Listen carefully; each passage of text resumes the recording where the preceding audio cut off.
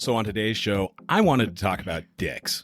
Of course you do. Of course. Not like that. Get your head out of the gutter, everybody. I'm talking about those rude people, those inconsiderate people who you go, what the hell? Why would they talk like that to me? And then sometimes I'm actually a dick. So I can relate even more than most people, right? But Nan said we couldn't talk about that. We need to stay positive. So we need to stay positive.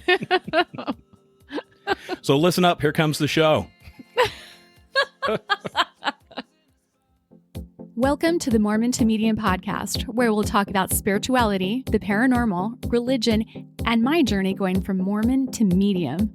I'm Nanette Ride. Thanks for listening. Now let's go have some fun. Don't be afraid. Close your eyes. There's a moon overhead, but the sun will rise. Well, hello. This is the Mormon to Medium podcast. I'm Brad, and I'm here with my co-host, the beautiful Nanette. Hello, beautiful husband. Good morning. Good morning. Good morning. So quite an eventful week, yeah? Yeah, it's the crazies are out for sure. It's a crazy week. So, Brad, you posted a couple of things on our social media that caused quite a shitstorm. And I think it's interesting because they weren't negative. Well, they weren't. I guess some of them could have been considered a little bit poking fun, but I struggle with the whole Relief Society voice because they had a cup of coffee, and because of that little cup of coffee, she wasn't able to get a temple recommend.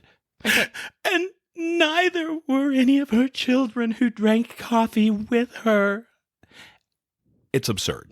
The crazy thing is like most adults are not going to have their little kids drinking coffee.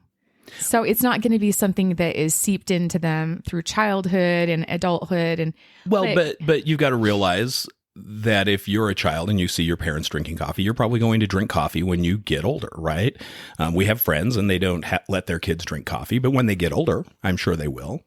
Probably. And that's okay. That's their choice. And that's what I think is this woman with the good pioneer stock. She let her adult children drink coffee with her and enjoyed their time in the mornings. Okay, I'm going to just play it so our audience can hear what we're referring to, and then we can kind of talk about some of the stuff that was said. She was the daughter of faithful pioneer parents who had sacrificed much for the gospel. She'd been married in the temple and was the mother of 10 children.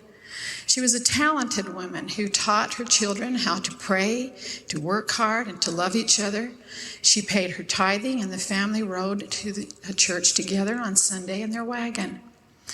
Though she knew it was contrary to the word of wisdom, she developed the habit of drinking coffee and kept a coffee pot on the back of her stove. She claimed that the Lord will not keep me out of heaven for a little cup of coffee. But because of that little cup of coffee, she could not qualify for temple recommend. And neither could those of her children who drank coffee with her. She lived to a good old age, and she did eventually qualify to re-enter and serve in the temple. But only one of her 10 children had a worthy temple marriage, and a great number of her posterity, which is now in its 5th generation, live outside of the blessings of the restored gospel she believed in and her forefathers sacrificed so much for. Yeah, I thought I did a pretty good impression. You did. I can recognize the Relief Society voice like a mile away. I hear that and I'm like, I wonder if it's like a class they take when they get, the calling. If we need to take a Relief Society voice class, and fake like you cry all at the same time. It might. Well, and I think actually, if you notice, all of the speeches have pretty much the same tempo, the same enunciation. I'm confident they have somebody who is a communications person who teaches them how to cadence their talks. But regardless of how she's speaking, what she's saying, you took a lot of heat for because you posted it. And you're not even the one that said it. This was in a general conference. Well, but according to a lot of people, I was mocking their religion, which, do you know what? I'm literally just pointing out something that I think is absurd. It is absurd. And, medically, additionally, a lot of people, if they drank coffee, they probably wouldn't have digestive issues. Yeah, that's possible. It makes you poop. It does. It makes you really regular. I know quite a few people that like have a bowel movement once a week. And dude, that is not good for the body. The body's full of toxins. Yeah. Get a cup of coffee for God's sake. Yeah. I thought we weren't going to talk about dicks. I thought we were just I thought we were going to be positive. Am I being a dick? No. We're talking about the negativity on No, that it's post. just it's shocking. That's all. That people are uptight about that. That's all. Yeah. And you had done a couple of more, like about the porn shoulders and about women being the objects of pornography because men can't control their own thoughts. Well, and that was a Dallin H. Oaks talk where he literally, it was all towards the men at the beginning and, how they should avoid pornography and all of that, well and good, whatever. But then at the end, he goes, and young women. And scolds the young women like they're not When shamed you enough. dress immodestly, you become pornography.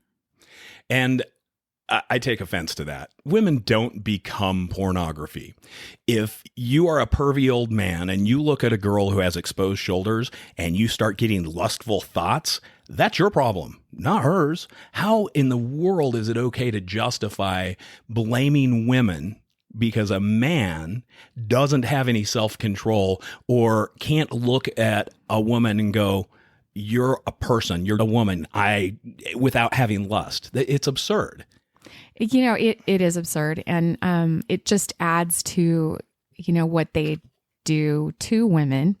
And it's just degrade them all the time and have to control them. And, they have to be subservient to the patriarchal order, all of those things.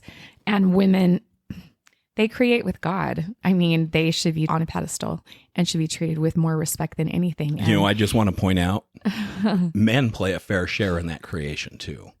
Yeah, but you don't carry a kid in your body for 9 months. So there's that. Hey, do you know what? That 2 minutes is a lot of work. Yeah. If you're lucky. If you're lucky.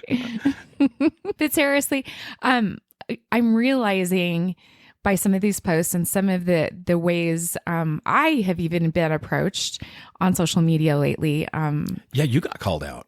Several times, yeah. And not by any, I haven't even done anything. Do you know what, man? You reposted what I said, so essentially it lumps you into that boat. But I'm sorry. They were great posts, though. They really, really were. They make you think a little bit, and I don't think that they were offensive. I personally don't. If you're going to take offense to something like that, then, dude, you need to double check things a little bit. A lot of people with the coffee thing thought that it was a commandment. Was not a commandment, and I got to throw back at them scripture where it says it's not a commandment. D&C all the 89 things. verse 2. And I mean, know your history. It's kind of like what's going on in the world today. People have forgotten their history. You've got tons of anti-Semitism going on around. I don't get it. Like, did they not watch history? Did they not watch any of the shows about Hitler and Stalin? I mean, I'm in the middle of a show my daughter got me going on. Mm-hmm. And it's called We Are the Lucky Ones on Hulu. I can't watch it. Yeah, no. It's too sad. But it's Stalin, and I had no idea these things happen. And I didn't have really great history teachers, so I probably checked out or probably didn't even go to class. But I knew Stalin existed, but I didn't realize to what degree. Yeah. And I knew that he had killed more people than Hitler, but not like this. Like, my heart is just broken. I mean, You mean like upwards of 20 million people is what they estimate? Yes. Yeah. And they were put in these work camps, like in Siberia, for example. The kulaks. And they were made to work. I mean, you're talking bitter cold, and their fingers and toes and stuff are just rotting off of their hands with frostbite. And they wouldn't send in doctors to help them. They were starving to death, like all these things. And I'm Which astounded. is why I don't watch it. It's heartbreaking. Yeah, I'm hurts to astounded. watch. the stories that are coming from this. So really good show. If you guys, I highly recommend go watch it. If you don't wanna know cry. your history, but if you don't know your history, because that's what's wrong with what's going on in the United States and the world today. There is so much anti-Semitism. They don't remember their history. And, it's disgusting.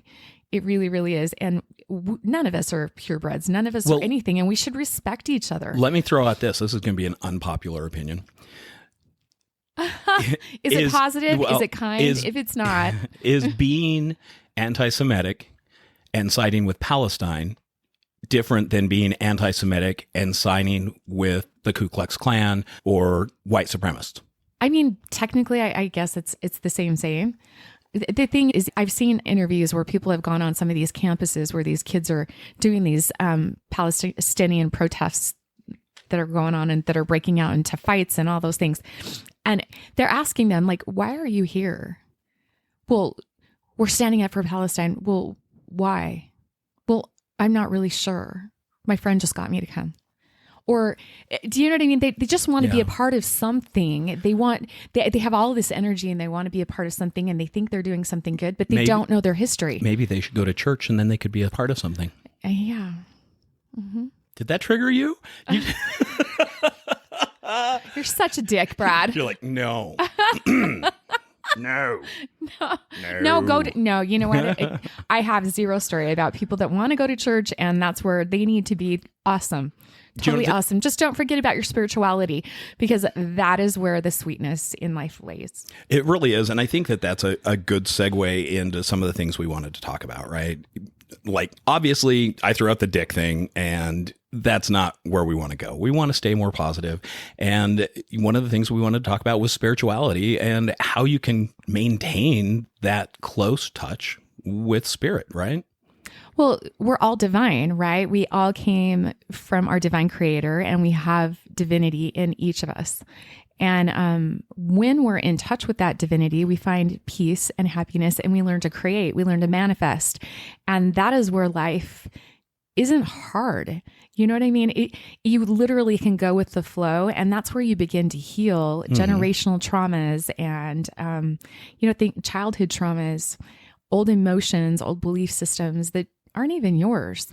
So as you start working through that stuff, does it help you to become more spiritual or to become closer to creator than if you have those blockages in your energy? It does, because everything is energy and everything's vibration and frequency, right? So if you have our creator that's vibing really, really high, anything on the other side in the etheric realm is going to vibe really, really high.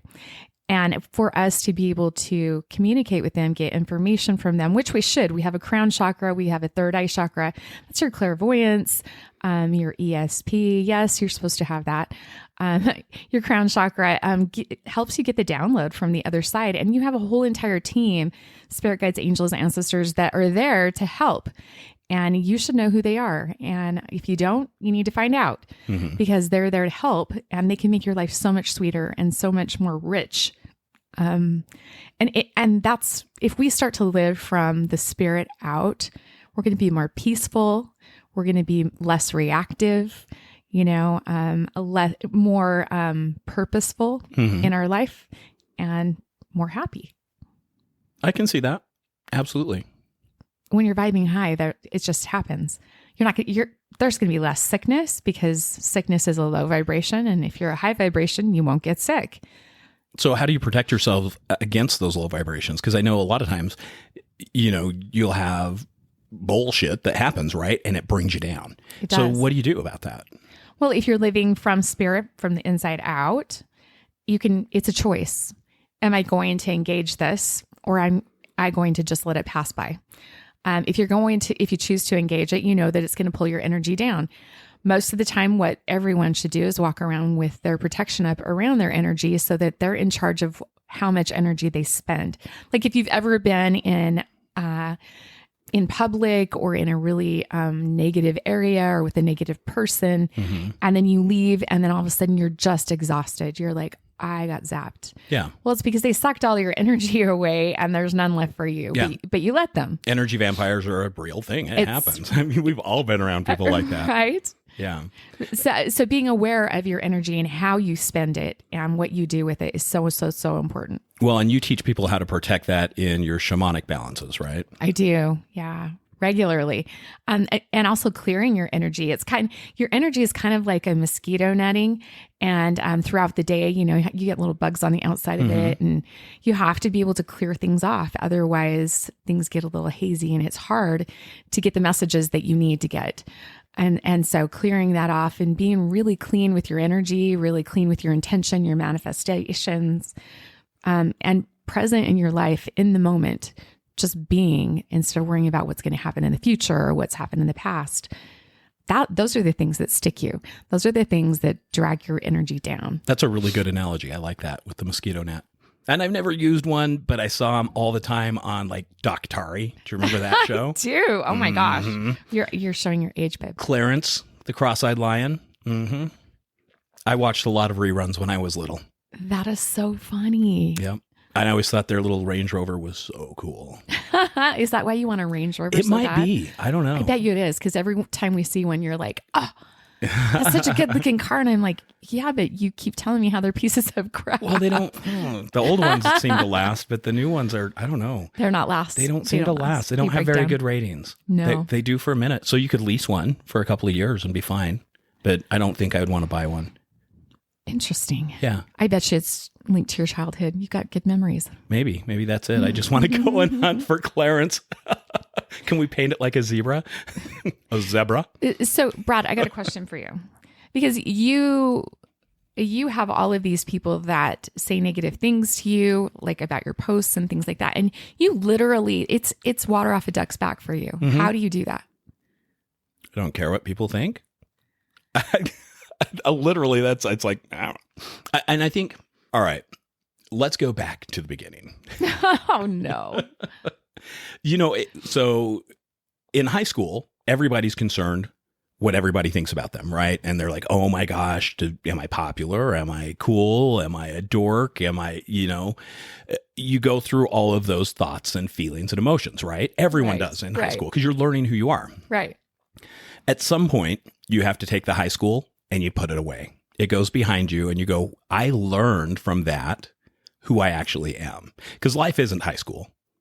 No, And but you see that a lot in adults. You Like do. still. But that's what I'm explaining is Okay. once I realize, okay, this is who I am, and I don't need to be drugged down by those lower vibrations. I'm just fine where I'm at. I can say what I want, and I'm cool with that.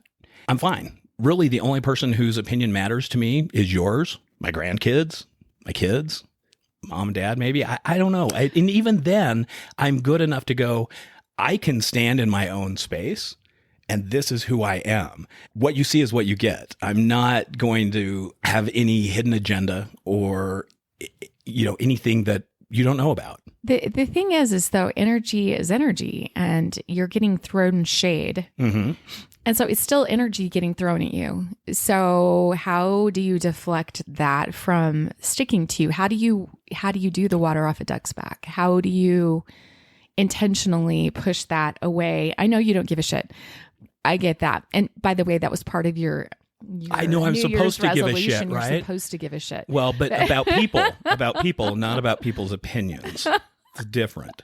So look, I think it's always come very natural to me. All of this hooey-wooey bullshit has always come very natural. Oh, to you me. mean like you did this before and like lifetimes before? Potentially. But I don't really have to think about it a lot, right? Potentially. Really? So yeah, I'm sure I have. And I haven't ever had to like consciously go, I'm going to do this. Now, that's not to say that I didn't, go to the shaman. I didn't learn lessons. I absolutely did. And I learned a lot during that time when I was going through some of that shamanic training. What I think has happened, though, is it just became second nature. And, it's very much like what you teach people to do in your sessions. So I think that that's really the key is you get some knowledge, you get some confidence, and it becomes second nature. And you just go through life and you go, yeah, that's all right. You kind of just make it your own. Yeah, Right? exactly. That's really cool. I've always wondered how you do that because you're always so upbeat. I mean, I rarely see you upset or down. You don't vibe at a low frequency ever. It takes a lot to really piss me off. Well, and even when you're pissed off, you vibe high. It's like a high vibration. It's like an in your face. It's also a quick burn, right? It's a done quick and burn. over. But when you vibe low, it's usually when you're really, really sick and you vibe low when you don't feel good. And usually it's some stuff that has gotten to you emotionally, things that have gotten to you that make you vibe low, and then you get sick. Yeah, like COVID. Yeah. Yeah, that kicked your ass. That was a horrible company I was working for at the time.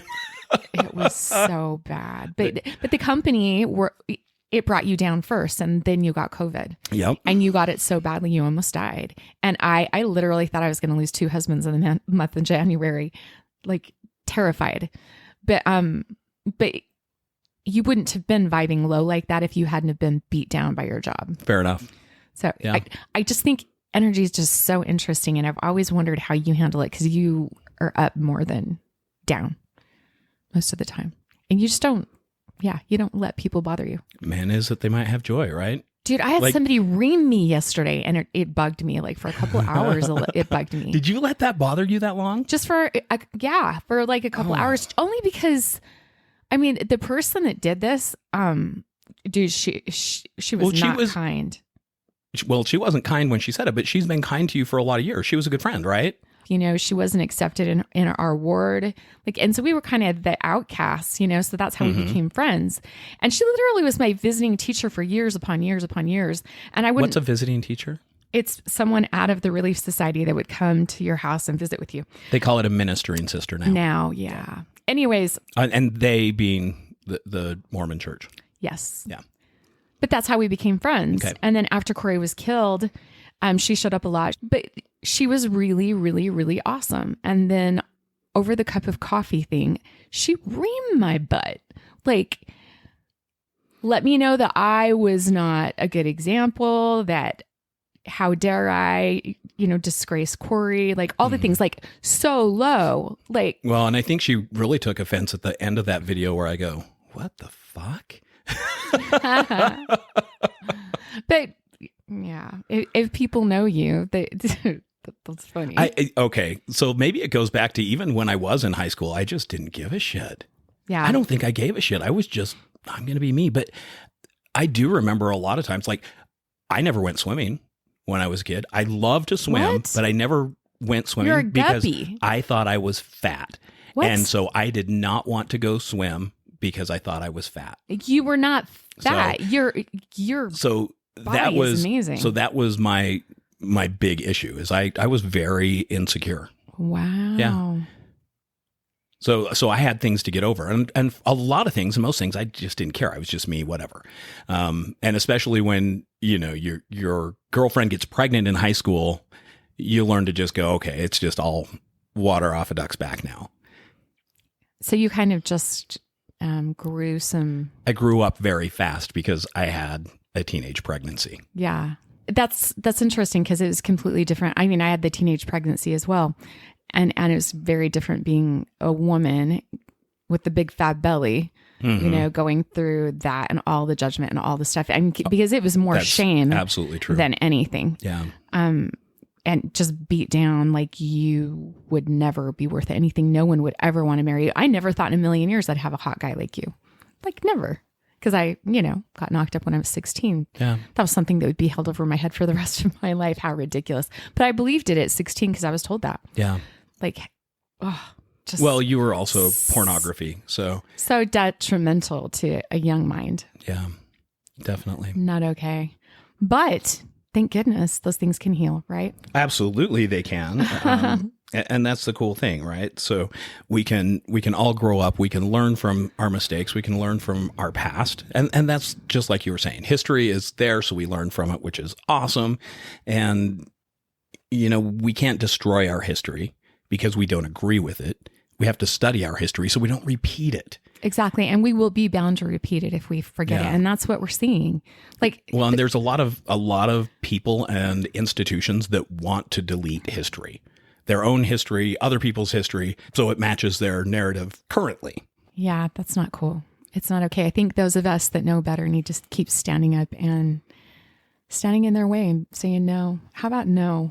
How about no? How about back off. Yeah. Mhm. Yeah, we need to stand for what's right and not be silent. You know, there's elections that are going on in every single state, and I think people need to remember. Oh no, Nan's getting political. Just so everyone understands, I'm a delegate. Nan became a delegate this year, and she has jumped in to the deep end with both feet. She has been living, breathing politics for the last several months, and I have. it's been really cool to watch. She's really done a great job with it. She's gotten to meet all the candidates. She, has really done her homework and been a very, very informed delegate, which is a representative of her friends and neighbors who, rely on her to vote those people into the primaries. So if you're not aware of the way our system works, at the grassroots level, that means at home, here at home, they have what's called a caucus. And Caucus. you love that word. You're so 14. What happens is it's a certain number Precinct. of blocks that are in a precinct. They call it a precinct. And so your county will be broken up into different precincts. And so your precinct will meet together. And what they'll do is they'll nominate people within the precinct to be what's called a delegate. You'll have several state delegates, and then you'll also have county delegates. So you've got people that are doing both kinds of things. But when you go to the meet and greets and the debates, you get to meet and watch these candidates, go back and forth with all of the issues. And you get to see the people that are actually in office. And I didn't know this before, but you can actually go and see how these people are voting on different bills. So if they tell you, oh, I vote to lower your taxes, you can actually go and look at the bills that higher your taxes and see if they voted yes or no. And then be like, no, you just lied because you voted yes to higher my taxes. Oh, and you're against this, but you just voted for this. So it's kind of crazy. If you're not in it, you don't realize this is happening. But these delegates, they get to interact with these candidates and nose to nose, ask them questions and go back and forth. And there's a lot of dirty laundry and a lot of rumors and things like that go around. And you get to vet things out and actually find the truth. And then you get to feel the truth with your heart and be like, okay, this is the right person. But you also get to talk to your neighbors that are in your precinct and be like, so this is what I'm experiencing and this is what I'm seeing and this is what I think. What do you think? Yeah. Because you are representing your precinct. You're not representing you. It's your precinct. And so when you go and you cast your vote, it's not the final vote. You're nominating someone. Yeah. You're not electing someone. You're nominating someone from the party to get on the primary ballot. So you're whittling things down. Yep. That's basically what you're doing. It is an awesome system. There are some things in Utah that need to change, but yeah, I highly recommend it. Go find out what your candidates are doing. Go find out what they're voting on because America needs us to stand up. Well, and a lot of people go, well, my vote doesn't matter, but it really does. And especially in these primary elections, you make a huge difference. So make sure you register to vote. Go take care of that. Cast your vote and make them earn your vote, you guys. Yeah, it's valuable. It is because other countries don't even have there are this. some candidates who say it's not. In fact, one of the candidates down here in southern Utah actually told a delegate that you're actually worth 0.7 cents to me. Yeah. Because that So I don't have to answer your questions. was essentially what his salary equated to for this person. Yes. Very despicable. But, wow, there's some negativity. You want to talk negativity? Let's get into a political podcast. Wowza. Okay, next time. Yeah. Do you want to have a political podcast? I don't. I do not. No, there's enough of those out there right now, actually. There's a lot of them. There's a lot out there. So let's get back into the whole spiritual realm. And why don't we draw a card for our listeners for the week? Oh, we're going to open the magic box. Do that one. You are such a perv. I'm not. I saw that look. I saw that look. You did not.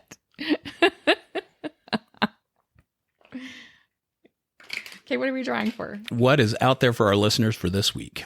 Oh, Looks like that one right there. that's not a great card. It's not. It is not. This is the card. 9 of Swords is your drama card. Drama. Drama. So apparently you're going to watch a lot of social media, Brad's Lots of drama. posts and political posts. So there's your drama right there. I love that. So I'm going to explain what this card looks like. So it's actually Okay. like it's in a castle room. So stone wall with a big archway window looking out at a crescent moon. There's a woman lying in bed. Looks like she's asleep. She's wearing a blue night dress. And there are 9 swords laying atop of her, just in the air. It looks like she's dreaming of these 9 swords. So while she's dreaming of the 9 swords right now and the drama's coming, you can wake up from it and you can change it by being conscious and being mindful and being purposeful in what you do. So don't let the card discourage you. Just know that you have power over your own destiny. It's tons of drama. The thing is I'm telling you, and I will say it again and again and again. If you come from a space coming from your spirit out, there isn't any fear. There isn't anything to worry about, right? Yeah. So everything will be calm and peaceful. And if there's anything to worry about, spirit will tell you. So just listen, be in tune with the other side, be in tune with your solar plexus chakra, your heart chakra, listen to your intuition, and don't let the things that are going on around the world bother you. Those people have to learn things from their perspective, and they're doing the things they need to do. But you can raise the vibration, and think about it. Everything's energy. If we all raise our vibration, those of us that are awake, that are healing, that are vibing high, if we keep vibing high and we keep changing, we're going to change them too. So it's just one little thing at a time every day. Just chip away at it. Keep working at yourself. Keep healing. Keep your vibration high, and be full of gratitude, because love, gratitude, and abundance are all the same vibration. So if you want to pull those things to you, be in a state of gratitude. I just pulled out the book just to see kind of the keywords for this. And the very first is Drama Queen card, but it does say, which I find kind of funny, psychic or emotional vampire or victim. Oh, And we just talked about that. yes, we did. But these things, these negative things that are around us can leech our energy from us. So protect your energy, and make sure in that protection, if anybody throws any shade at you, you throw it right back. You throw it back or you reflect it back. Reflect it back. You don't need to get You into don't need to consciously throw it back, but yeah, just protect your energy. It's so important. If you don't know, come see me, and Yep. I'll teach you how. You can book a appointment with Nan through the show notes. There's a link that will take you to her beautiful new website, zenergysage.com. Such a good job on it. Yeah, it's beautiful. And you can book directly from the website there. You can also get in touch with her on social media, and she'll help direct you to what you need.